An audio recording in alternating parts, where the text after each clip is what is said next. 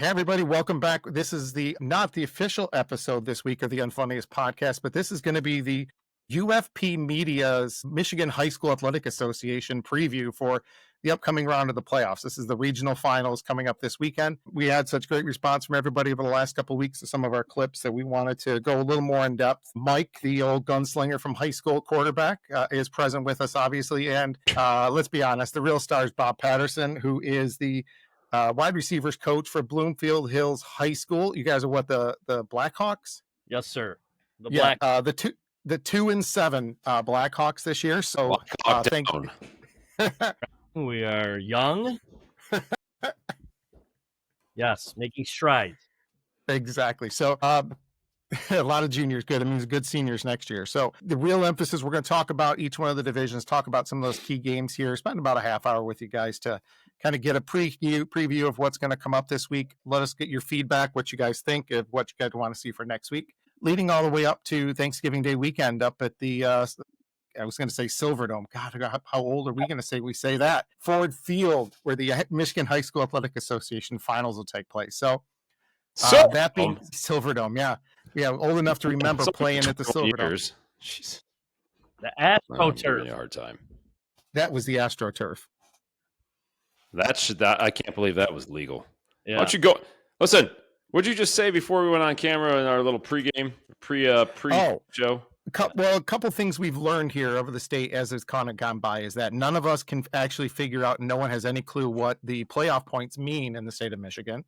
And what that actually translates to. But number two, learned from, I think it was Broadway Media, who I'm going to have on tomorrow. I'm going to talk with him about some of the stuff up in Grand Rapids, Traverse City area. But the Michigan High School Athletic Association mandates at this regional level, if I'm not mistaken, that all of the games be played on turf. So none of them can take place on real grass. All these games are going to have to take place on AstroTurf, which is made for some unique situations where some of these teams that don't have turf in their fields now have to go play on regional games, have to play on neutral site games, and they have to travel quite a bit for these. So I don't understand that at all. Sorry, that doesn't make sense to me. Bobby, like you said. Yeah, I mean, as we were saying, actually that's new to me myself, but, I mentioned to you guys, like a lot of those small town up north, UP, I don't know how much turf is going on up there. So everything's in the Superior Dome. Still playing natural. Yeah, I'd be really curious. I'd be really curious to see what the actual provision is for that, as to why the MHSAA feels that they have to play on field turf as opposed to grass, which is where football originated, high school football. Probably being played outside. Is where it started. It's being played outside. It's a possibility of rain, a possibility of snow, certainly of cold and wind. For the love of God, we don't need to be playing. Anyways, well, the NFL, some of the teams still have natural grass, right? Some of the NFL teams still have still have grass. There's a lot of talk of going back to grass because of all the injuries that are happening on field turf. Yes, yeah. I don't know if you guys saw that, huh?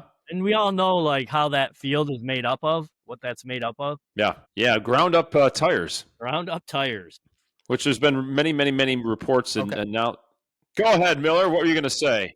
I have an update. It is not the 12 or not the 11-man football. I was mistaken with that. The Michigan High School Athletic Association requires 8-player football semifinals to be played on artificial turf. So official apologies. It is not the 11-man, but the 8-man football. Idiot. For some reason. You've taken us down a rabbit hole that we didn't need to go down, you buffoon. Who cares? I mean, either way, it's... Yeah, well, I was just going to say about the turf, like, do you guys remember, like, the first time I was on it, we were on it, for me, I think, was Keyworth, right? Redeemer. No, Keyworth had grass. Well, just like saying Denby had grass. Denby didn't have grass. They had... field that we played on. It was like, that's when it was introduced. It was like... Maybe. You guys remember, real quick, Denby's field. How about the glass that was interspersed with all the mud and dirt? And Bobby is, once again, the concussion you got, but no one knew there was a concussion there. Different time. I got, well, first of all, vomiting everywhere. Still cleaning out dirt after that, but that was a Z out. It was a Z out. And I got lit up, but I made the completion, brothers. Completion, brother. And I got up because I didn't kind of know where I was at. We still don't know where we're at. I kept playing, man. Let's go. All right, well, let's get started. Let's start in Division One. Bobby and I started here a little bit earlier, Mike, but Division One is where some of these best games are going to kind of take place. So that first one we were initially discussing is going to be played on Saturday, Hudsonville versus East Kentwood. And Bobby and Mike, when you talk about West Michigan football, I think these are probably, along with East Grand Rapids, these are probably those two schools that you think of when it comes to high school football on the west side of the state. Yes. East Grand Rapids for sure. I mean, that's Yeah. kind of a name synonymous with high school football. Right. Yeah. But these two, Hudsonville and East Kentwood, I mean, both these two have had solid seasons. We kind of go into some of their games here on. Hudsonville was there last year. They were there last year and lost to Cass Tech in the Division I state championship. So this isn't really new to them. No. And you got the number 2 team in the state versus the number 5 team in the state when it comes down to this. Hudsonville coming in at 11-0, East Kentwood 9-2. Really, incredible game for a Saturday. They played earlier this year, actually. Hudsonville. Oh, that's right. And Hudsonville won 43-42. Okay. Kentwood has a receiver by the name of Amon Edmonds. Mm-hmm. Last week, he had 11 passes for 271 yards. And three scores from Michigan State quarterback commit Keon Kaufman. I think that's his first name, but last name Keon. Yep. Yeah. So the rematch of a 1-point victory. Who played 43-42. Holy cow. 43-42, yes. High scoring power offense here.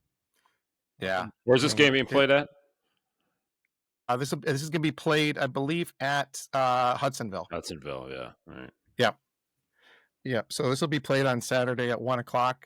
I mean, these are traditional running powers. I mean, it surprises me the amount of passing yards that you had there, but it's the battle of the birds, the Falcons and Eagles.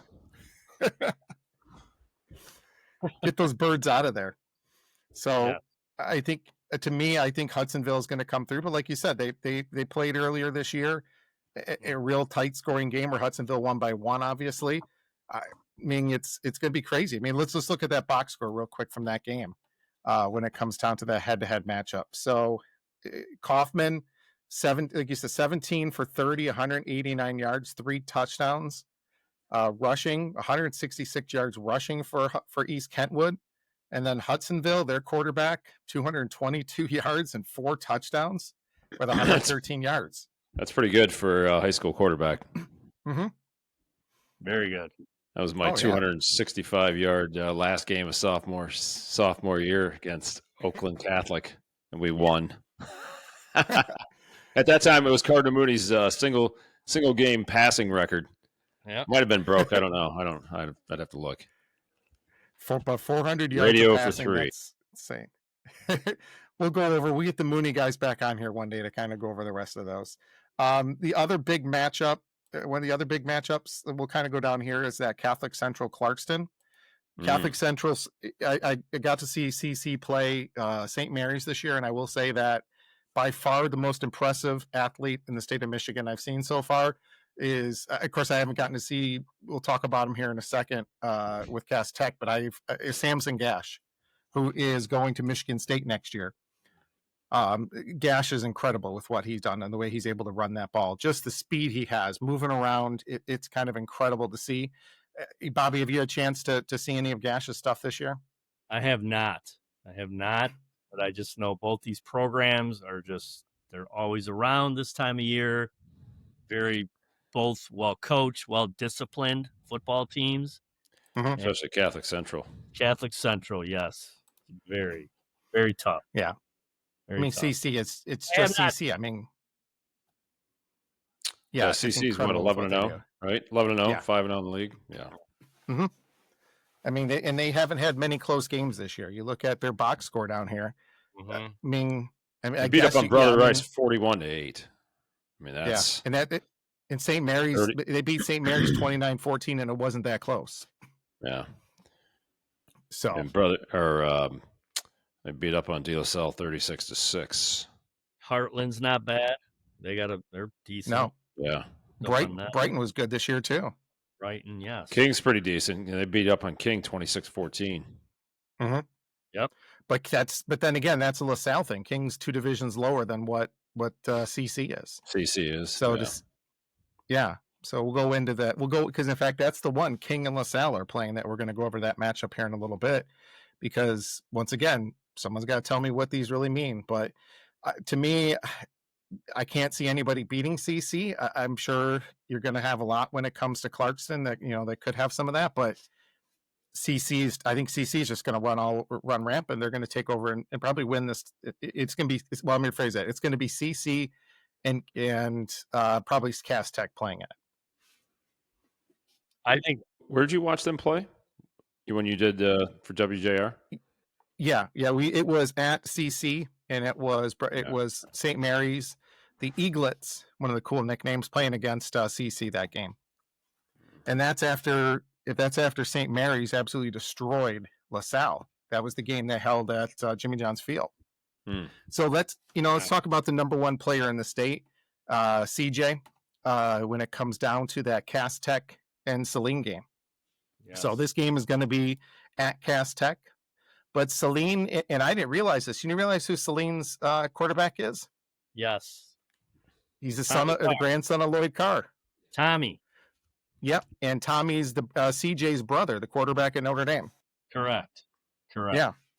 So, and if I saw it right, he's also going to Miami of Ohio, but we won't hold that against him right now. He is. They also have a tight end who's a stud who's going to Georgia. Lincoln. Oh, that's right. Name. And they have a lineman going to U of M as well. But this tight end, I guess, from what I hear, because I have not, seen Saline, but he's he's going to SEC. He's legit. So be aware of him. Yeah, it's Saline. Yeah, Lincoln Keys here. Yeah, I know Cass Tech's Cass Tech, but don't fall asleep on Saline here. No, Saline's had has a pretty good program the last 5 years too. Yeah, I mean, they always seem to be in it. Yes. Well, yeah, it's been the card game there. CJ before his brother Tommy now. So for the last 6 years, you've had a Carr leading Saline when it comes to their quarterbacking. Yeah, Lloyd Carr lives out on Tommy Lake Carr's, out there. Yeah, bring the boats into it, Mike. Yep, I was going to say, I've got one of my accounts that takes care of his vessels. So Tommy Carr averaging 254 yards passing a game, and the quarterback, for Cass Tech, 247. So is this going to be a shootout, or is this going to be a defensive struggle? What do you guys think? I say it's Go ahead, Buck. I think it'll be a shootout. Yeah. I mean, you got Sadler, you got Lincoln, you got Tommy, you got a lot of offensive weapons going on here. Yeah. So, I mean, if you're asking me that question, I'll say it's going to be a shootout. Shootout. That's what I was going to say too. So, how bad is Bedford, by the way? Sadler, he's North Carolina commit. Yeah, right? Sadler I looked at it. Yeah, North Carolina, Coach Belichick. Yeah. If Belichick's going to be there next year. Correct. His girlfriend to be coaching. Now he's a North Carolina commit, from my understanding. I got to see how bad Bedford was, only because Bedford, there was the common opponent between these two, and Cass Tech won 61-0, and Saline won 51-0. So it outscored 112 to nothing. Bedford must not have been too good this year.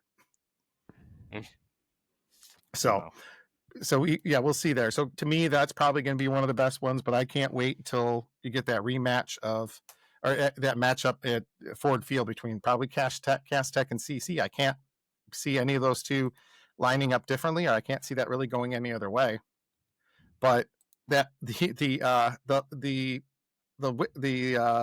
wicked stepchild, or the of this room, the Adams game versus Romeo.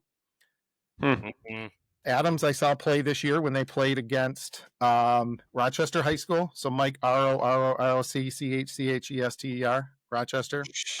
But the Adams totally destroyed Rochester that game, and then they beat them up in the first round of the playoffs again.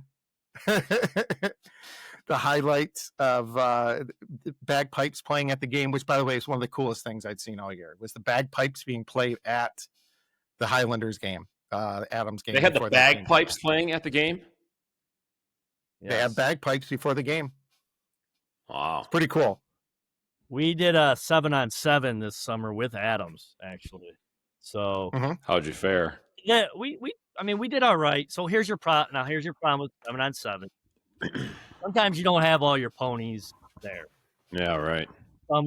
Technically they're not mandatory, but I mean well, not only that, you're not in game shape either, for that matter. And obviously there's no contact. There's no physical contact, a lot of that stuff. So I mean, I think they were missing a lot of some of their guys, but Coach Petrito, Tony, he does a good job with Adams. He's been around for a while, and he always has that program. But and Romeo's tough though. Those boys. That's another one. Romeo's always in it. Those boys can play. This Joe Badalamenti's kid played there last year as a wide receiver. Yeah, that's the monster. The monster, Joey Botafuco. Joey Botafuco. No way! He came to Quentin Bay with us one year. Oh boy! Oh yeah, that's last time I laid eyes on him. You know what? Yeah, Bobby. Yeah, he is the person who originated the Lumpy's Got Skills. Yeah. His son Joey Jr. was he was a pretty good wide receiver for them. Yeah, and he was a defensive back too. So they fell a little short. They made the state playoffs last year. I don't remember exactly where they ended up, but they played pretty well. Yeah, came up a little short, but And if this matchup is anything of what happened early in the season, obviously the 28th of August, Adams 39-7. They beat Romeo at Adams. I think what it is Adams just has too much power, too much speed, and I think that Romeo is going to be tough to play to keep up with him. But obviously both teams made it this far, so I guess we'll see really what comes down to it. What's going to happen there? Right. So there's our Division I roundup. I think do you guys have any different thoughts than what I do? I think CC is going to beat Clarkston. I think Cass Tech will beat Saline. And then I think it's a coin flip with the East Kentwood and the Hudsonville game, but I think Hudsonville might win that one. And this one, I bet you Saline pulls the upset there against Cass Tech. Yeah. Yep. I could see that. It's a Bucks point. Don't sleep on them. I mean, yeah, it's what defense is going to show up. Right. What kind of game Sadler going to have? So, I mean. Yeah, I looked at Sadler's his stats this year. They weren't, his stats weren't too crazy when it came down to it. So compared to what he had last year, it's a fraction. But I also think that people were keying on him more. So you're seeing a lot more come down to it. Well, last week, you're talking about last week he had 3 touchdowns for a total of 157 yards. Wow. Right. So, I mean. So yeah, that wins the ball game right there. Yeah. All right. Let's go Division 2. Not as many big necessarily names as what we're seeing here, so we're going to kind of concentrate on one of the games here, only because we've seen them. You got Traverse City Central Portage Central, traditional, obviously from that northwest and the southwest side. Portage Central has always had some pretty good teams there. Dexter and Carlson. You got Groves is going to be playing Lakeview. So there's going to be your Macomb County game there. I was going to say local. Right. And then you've got St. Mary's Prep, and you're going to have Dow. By the way, I don't really usually see St. Mary's called St. Mary's Prep, but the Chargers versus the Eaglets. Orchard for that one. St. Mary's Preparatory. Yes. And Orchard Lake won it last year. Okay. So they won it all last year. Yeah. Thank God it's not on that stupid red field. Yeah, there you go. Apologies to you, Eaglets fans. Right. Oh, hideous. That's bad. It's awful. How do you allow that? So they allowed that right after they saw Boise get their field. Yeah. They said, let's do it. Yeah. Bobby, nothing is as bad as your Eastern Michigan going to work gray field. Yes. I love my EMU, but yeah, I'm not. It's hard for me to do that. I mean, Here's the old man yelling at the clouds again. Football on grass and green. yeah. Man. Absolutely. So let's go Division 3. Mike, here's where you come in and you see your East Grand Rapids playing against Mount Pleasant. Yeah. So That should actually be a really good game. Yeah, I mean, Mount Pleasant 11-0, East Grand Rapids, Grand Rapids 9-2, but East Grand Rapids is Mount like everybody Pleasant, else in this division. They Houston play on. Oilers. I didn't know there was much oil in Mount Pleasant, but both teams doing good year. But you look at what Mount Pleasant, they put up 391 points in their 11 games. So averaging 34 points a game, 35 and a half points a game there. It's pretty incredible. Grand Rapids 293. That should be a shootout. It should, yeah. So they're both teams have played really well. Both teams have come in through there. I mean, on paper, it looks like Mount Pleasant should be there, but I think East Grand Rapids has that tradition. I think probably a lot more than what Mount Pleasant does when it comes to a lot of that. All right, Bobby, anything you've seen either of these teams or anything from there? Yeah, I haven't seen. I mean, when you get to these guys, I mean, when you talk about these guys, the Mount Pleasant, East Grand Rapids, the west side of the state is, they know how to play. Powerhouses. So they are powerhouses, yes. Kind of similar to up north, the up north small town guys. So, yes, East Grand Rapids they're consistently around a lot. I remember back in our Lasser days, they were the team. Yep. In Division 3. Well, who was it that beat us in the semifinals? Not the year that the kid that went to Michigan, but the other year, the west side of the state team. Oh, I can't think of it right Caledonia? now. You know what I'm talking about? Caledonia. Yeah. Caledonia. So I was my first year at Bloomfield. It was 2008. Same here. And we went to the semis and played Inkster, Devin Gardner. He was a junior at the time. Yeah, with Devin Gardner. Yeah. And he was a stud. Devin Gardner was awesome. Yeah. He was good. The problem with him is he wore number 97 as a quarterback, which is you kidding me? That was awesome. No, it's not. You cannot wear a little 97 as a quarterback. Somebody came in the other day. Where the heck was it? They had a number 85 on. Like, whoa, no, do not let a quarterback step on the field with anything more than a number 21. That's it. No, look at for the Lions preseason when who was the quarterback they had that then began being the coach for the Miami high school that got kicked out of Miami high school. He was a backup from the other year last year. You talking about that came in for the playoffs last year? Yeah. Yeah, but he wasn't wearing a high number, was he? No, he did. He had number 67 in the preseason one year. Oh. Yeah, because he couldn't get his normal number. Who? 7! Yeah. How many times a day do you hear that, Bob? Too many. Too many? Too many. Are you starting to give him detentions for it now? I'm just right. No. That's done. Everybody loves it. So teachers love it. Everybody loves it. All right, let's get back on track here. So I think the game of the week in Division 3 are against one team under 500 and another team 7-4, but both of them playing much teams higher is the King versus LaSalle game being played at King Friday night. LaSalle was 2-6, were they not originally? 3-6 going into the playoffs. Right. Yeah. And granted, they've blown out the last two opponents they've had, so they're playing good ball. King has been playing good ball too. I mean, King scored 404 points this year, so pretty darn good there. They're almost 37 points a game. But to me, I'm going to eat crow again probably because I think LaSalle's going to win this. My gut telling me it. Well, you can draw the correlation to the Baltimore Ravens in the NFL right now. When they were 1-5, they were still the odds-on betting favorite to win the AFC Central. So no, this would be like the Tigers, the Erie minor league team playing in the major leagues for their regular season, and then going back down to Double-A for their state championship run. Yeah, I mean, that's really what you're seeing. Is you're seeing a team 'cause that they were had playing no up. business. Yeah, well, you can see they got throttled by CC, they got throttled by Orchard Lake St. Mary's. By Rice, by all these guys, Yeah, yeah. by all of them, yeah. And then they go back, go down a division. Yeah.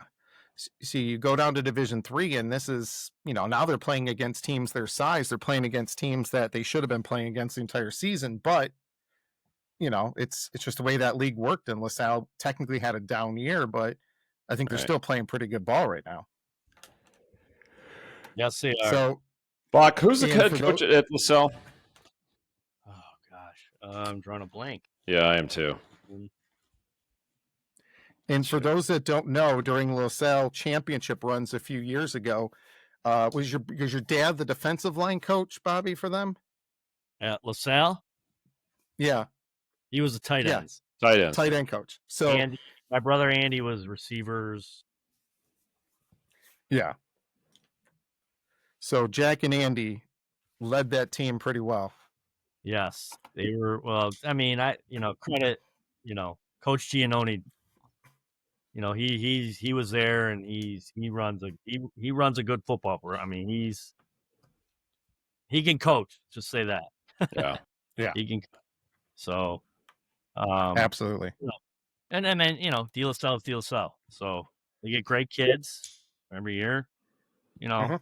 And It is pretty amazing when you look back at over the years. a lot of kids, right? That go on there and go there, and so I mean, just consistency in draw of, you start having a successful football program or any sports program for that matter at the high school level, and you start getting eyes open to the potential. I mean, parents obviously want to send their kid. If you got a stud athlete, especially in football, and you want them to go to a program at high school where they're going to get a lot of visibility. I mean, this is, again, the consistency of high visibility schools over the last, 30 years.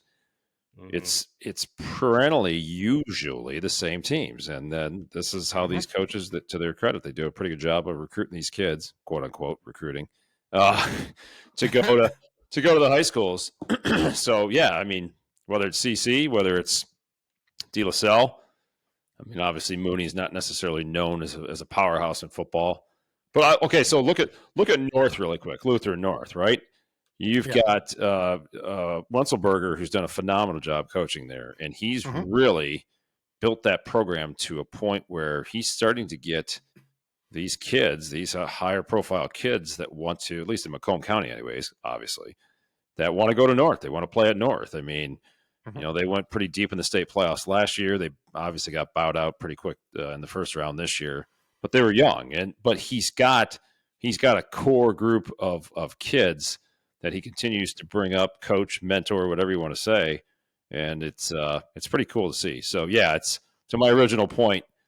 When you've got a good program, a year over year, it's pretty impressive how they build up on that. So right. Once you get your guy, yeah. You get the kids to buy in. Right. You win a few games. Yep. You get playoffs. You win a playoff game here or there, and then you just build from there. And look at Lakeview. So look at Division II. Oh yeah. Right. Or seen Lakeview in a regional. So got his last name's 3, Coach 3 at Lakeview. That's doing a heck of a job. Yeah. You know. So let's talk, Michael. You mentioned Lutheran North. Let's talk about the team that they lost to first round, which is, it wasn't like it was a cake team they lost to. Harper Woods 11-0 right now coming into this round. Yeah, right. Against Divine Child. And the reason we talk about this game is a unique thing because it's not for the play on the field necessarily, but what happened off the field at Harper Woods in the parking lot after that game.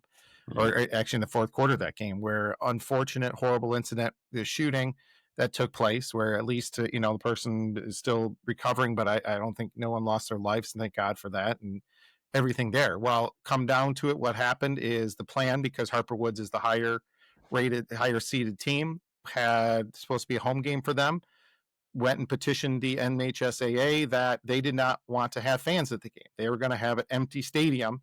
And Divine Child and MHSAA said, no. The gates all go to the Michigan High School Athletic Association for this game, so they wanted to have it. Divine Child wanted people at the game. they probably could have found a turf site or some site close enough to Harper Woods to have this neutral site, but they're having it at John Glenn High School. So closer, Bobby mentioned, 7 miles from Divine Child and 34 miles from Harper Woods. Not granted, it's not huge. It's not like a team from the UP having to play in Ann Arbor or anything, but still, it's more of a home game for Divine Child than it's going to be for Harper Woods. Mm-hmm. But so, go ahead, Buck. Go ahead, Mike. Go ahead.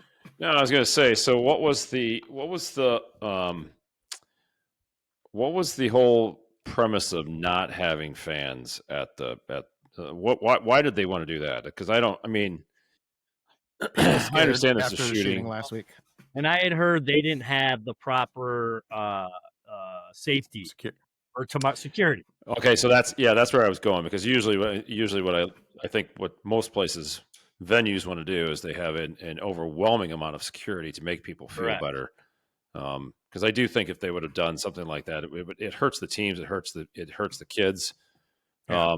You certainly don't want to run from. And listen, I'm not going to get into the whole shooting thing and everything else, but I don't think you want to show a sign of frightenedness either. So, but yeah, the MHSAA was in contact with both schools and determined it was best to move the game to John Glenn, which is not only able to provide safety precautions, but will allow for more fans to attend the game. John Glenn High School sits about, to your point, Mark, 7 miles from Divine Child, but is more than 30 miles from Harper Woods, who, of course, was originally scheduled to host the game and to be the home team after receiving the highest amount of playoff points in the state. Yeah. So, yeah, I mean, yeah, here you go. Divine Child High School addressed the relocation in a statement saying capacity was their primary concern. And there's concerns about safety following last week's incident at Harper Woods football game. Divine Child's primary concern was stadium capacity. For a game of this magnitude, we feel it would be unfair to both teams and their supporters who have followed them all season to have such limited attendance. John Glenn High School was the nearest high school to both DC and Harper Woods, offered by the MHSAA to host, and could accommodate more than 2,600 spectators with a safe environment for both communities. So that's pretty cool. 2,600. That's, you imagine that? That'd be a heck of a crowd at a high school football game. So. Yeah. So Bobby, who's Divine Child's got a couple top players, a couple being recruited, isn't there? Who's there? Yeah. Is it Vinny? We played them last year. We played them last year. They're tough. They got tough kids. I'm not totally sure who the kids are that are going to the next level, but the last 2 years here, they've done really well and they can play. So don't count them out here. Yeah, I mean, it looks like the Vitti brothers, Vitti. Looks like there's 3 of them that are there.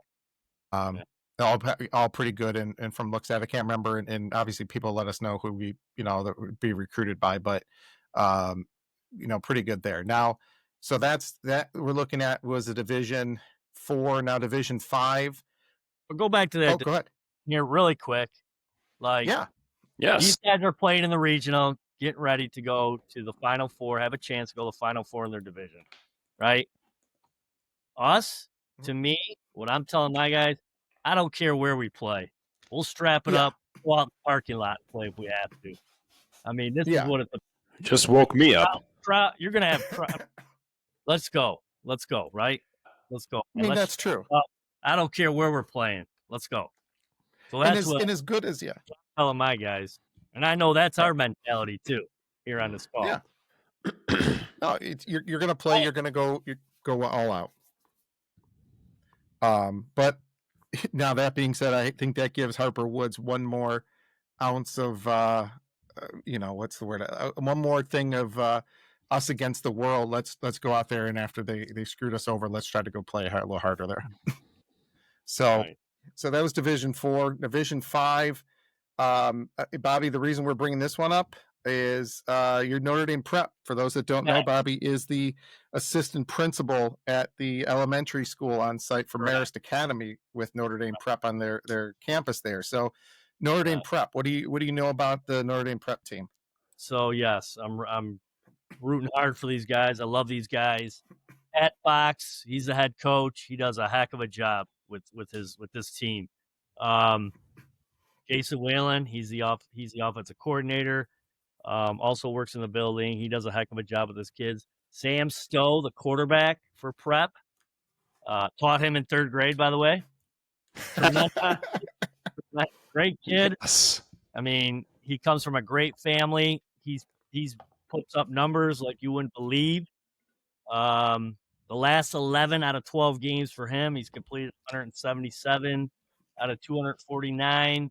Completion percentage of 71%, over 2,278 yards. He's won it all last year at the helm at the quarterback position. Their defense, I didn't see a lot of games this year. Last year, what I could say, and I'm sure I could say this about this year too, they get after it. Their defense gets after it. I mean, Swarming. gang tackling. That was a big thing I noticed last year, and I know he's got his guys doing that. I'm sure this year they get after it, man. They play tough, and like I said, they do a great job there. Now Frankenmuth, this is gonna be a big game tomorrow night. Frankenmuth, they played each other last year in the state championship game, so Frankenmuth has a lot they want to bring to the table. Another small town. It's gonna be a huge crowd at Notre Dame tomorrow night. Where's this at? It's Is it at Notre Dame? I'm Okay. gonna be there. I'm going. We're all going. Family. But Frankenmuth, they're gonna bring everybody. So The whole town. they're expecting a huge crowd. They're bringing the Zenders overrated chicken crowd. They're going to shut Bronner's down. Yeah, shut down Bronner, shut down the town out there, and so like I said, and they took it to them pretty good last year in the state championship game. Yeah. So, but go Irish, go I was Irish. gonna say we got to play a little favoritism for Buck. Go Irish. If they win this game tomorrow night, I think they win the semis and get to Ford Field again. Yeah, I think so too. So if you go back to that bracket, go ahead. Go ahead, Mike. Notre Dame. No, go ahead, Mike. No, I was going to say go back to that bracket because I was going to talk about Leuven Christie, who I got to watch play a couple weeks ago at Ford Field. Oh, that's right. Yeah. Yeah, that is a pretty impressive team. They have a hell of a running game.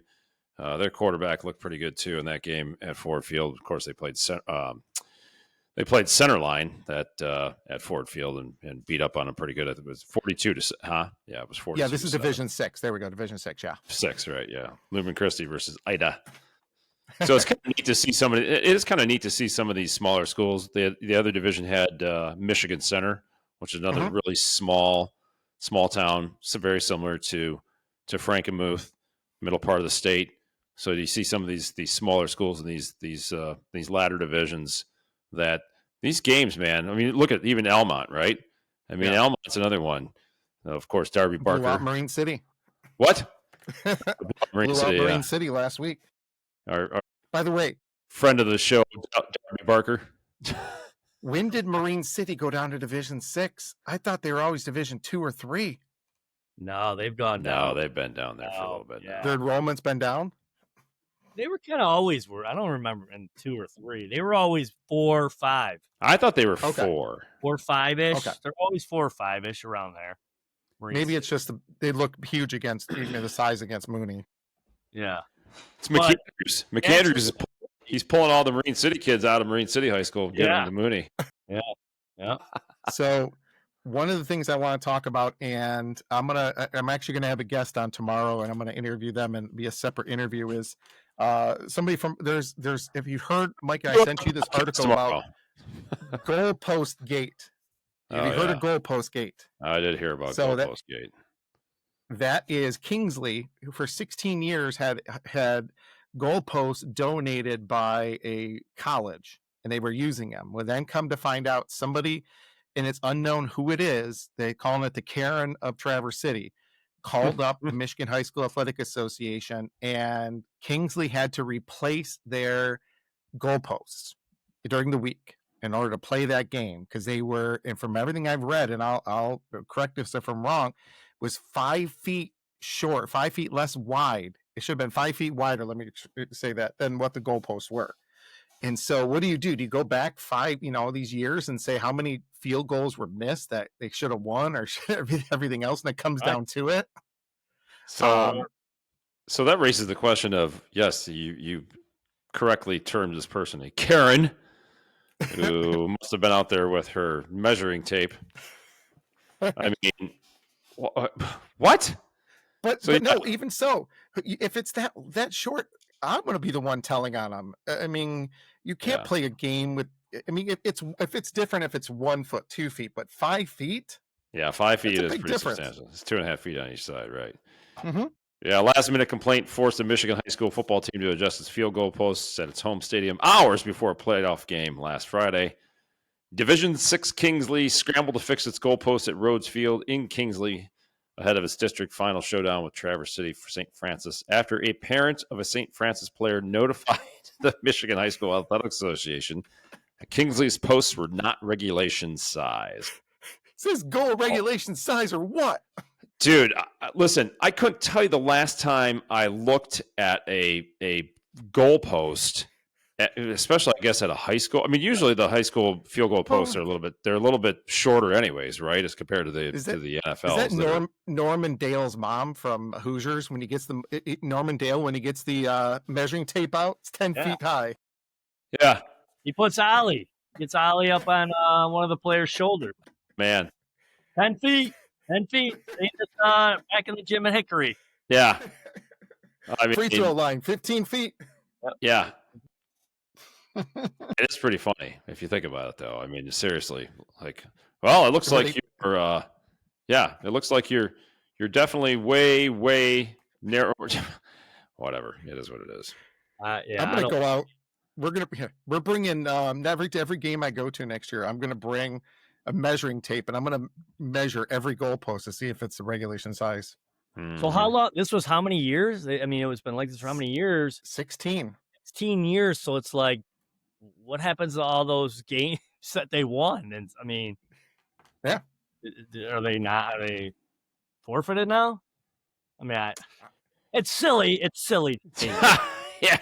Well, like, you'll have a Karen out there that will. That'd be Jack Patterson. Well, then.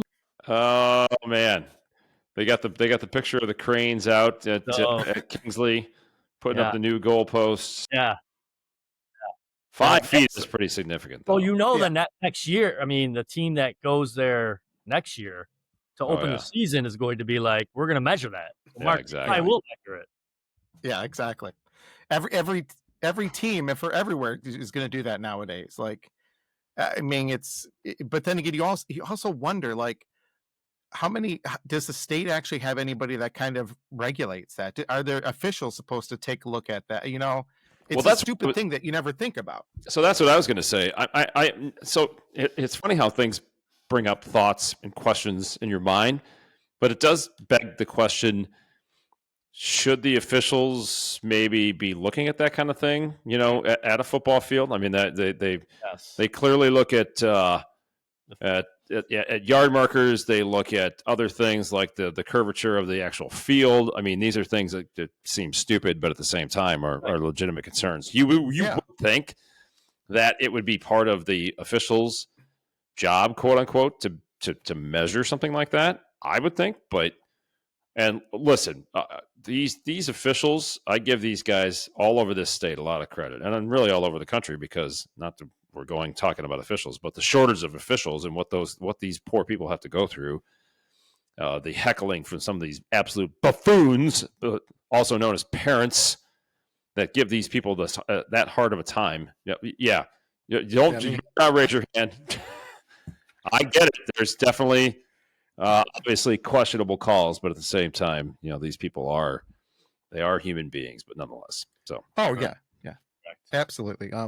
But you know what? It just goes to, I mean, it's 4 different controversies, I guess, if you want to call them gates that we've seen so far. We've seen Halloween Gate and the 8-man game where Mendon had to won their game because the Grand Rapids Christian School said they wouldn't play on All Saints Day. Oh, yeah. But to me, I think that was a power play. That was a gamemanship by the Catholic school, the Christian school.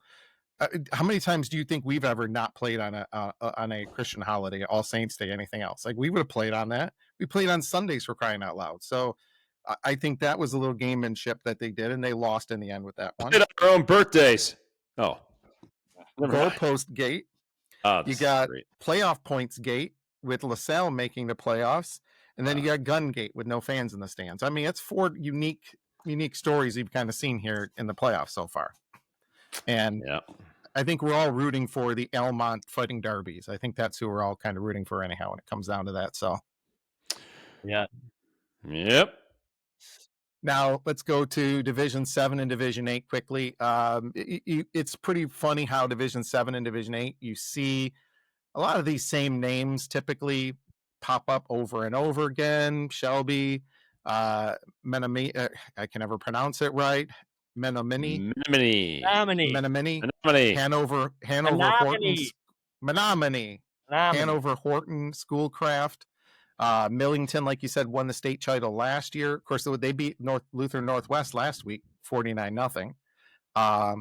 Pewamo, Westphalia, that's always there at Ithaca as well. These teams are always there. It just seems like these smaller schools, and it's always going to be, kind of playing through there. Eel City's always there for Division 8. So see, you got another. Okay, so this is kind of going to my point about these small schools, middle part of the state. So you got Clinton, you had Saline, you had Michigan Center. Those are three schools within a 20-mile square radius of each other, essentially 20 to 30 miles.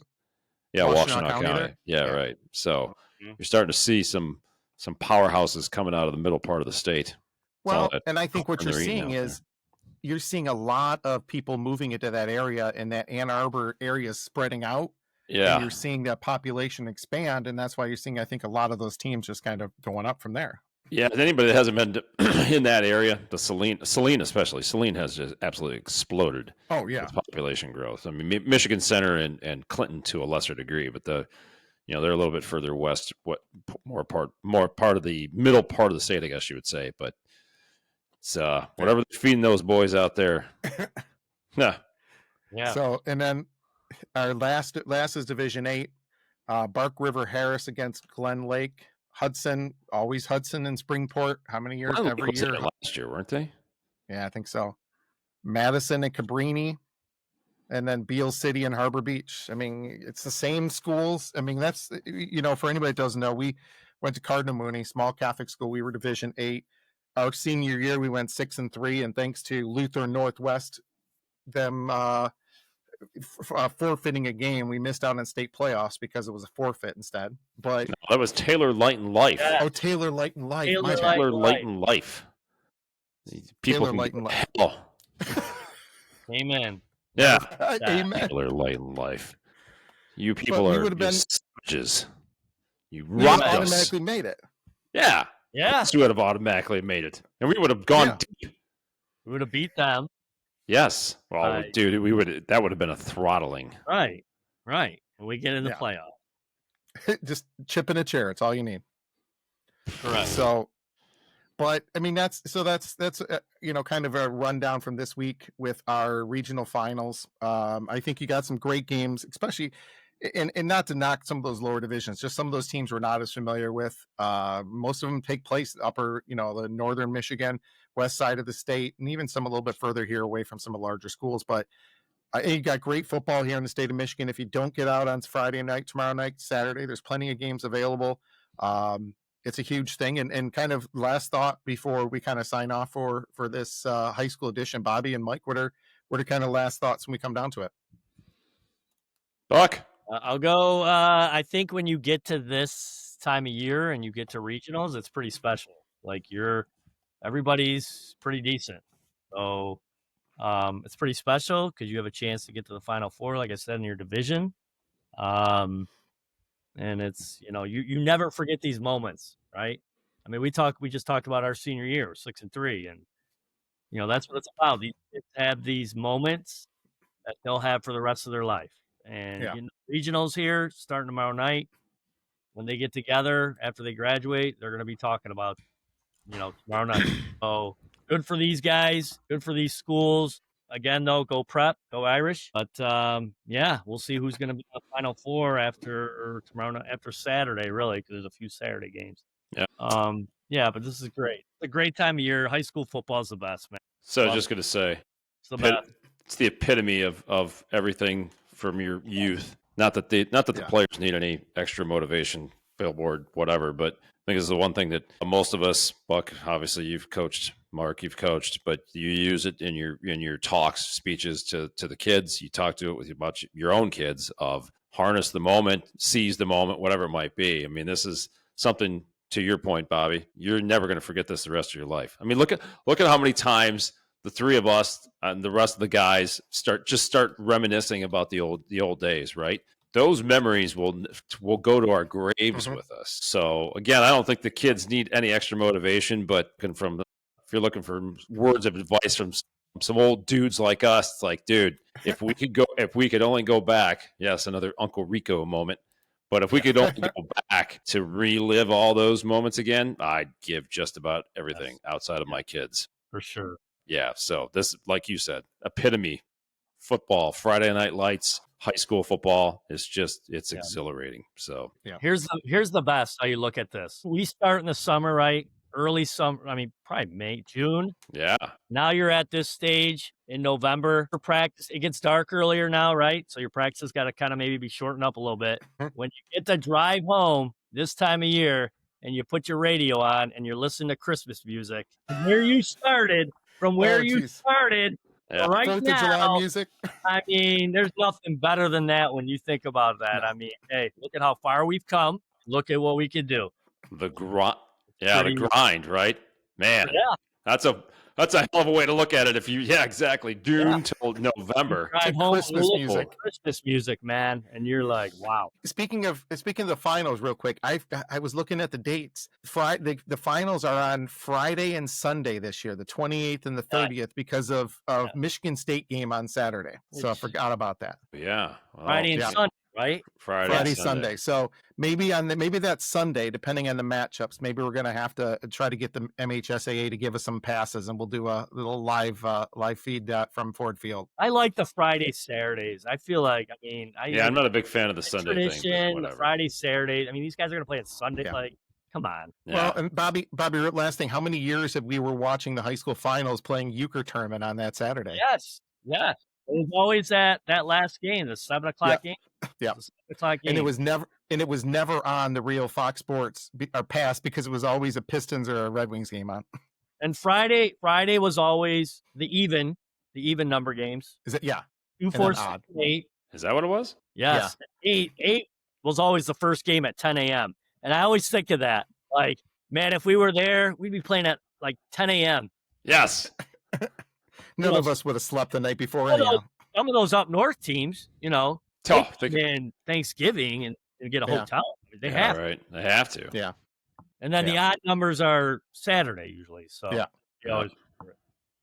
Great. So Mike, what are your last thoughts for this? What are you excited about? Well, it's the same thing I was just saying. I mean, it's the epitome of high school sports. I don't think there's anything better. I think, especially not to go off into a diatribe about college sports again, but the absolute debacle that is. But this is pure, raw loyalty, team spirit, to sound corny, but this is what it's all about. I mean, this is what you grow up for. This is why you choose a high school to go to, whether you are playing sports or whether you are not and you're in the stands. If you're a student at one of these schools, I would encourage you to absolutely make the trip to wherever they're at and get a student section and be loud and be distracting, right? I mean, I continue to go off on this stuff, but I just, McAndrews and I were talking about this when we were at the Prep Bowl. I'll tell you this really quick.